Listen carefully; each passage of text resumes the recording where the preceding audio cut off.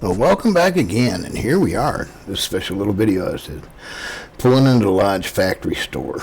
Now, we did go inside, and I bought one piece of Lodge because wife had the hold of the checkbook because I'd have gone nuts in that place. But I did have video of the inside, and then I went to watch it, and for some reason it was all corrupted. So I just got a few still pictures of the outside.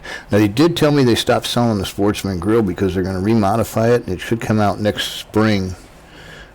And be a lot better off, but they do have a smaller version type thing, and it's not too bad. So stick around, stay tuned, kind of watch the vid, and it's not too awfully bad. I didn't do too bad with it. A couple of pictures are still a bit sideways, and that's the wife again using the camera, but she's getting better at it. And there's me with, well, that's Penelope. She's sideways. In a minute. There she is.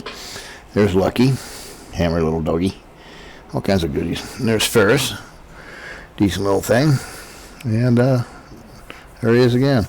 Yeah, I know pictures ain't the best, but hey, I'm not a professional, so there you go. And don't forget your redneck six-pack, ladies and gentlemen. It's a southern thing, and it's damn good.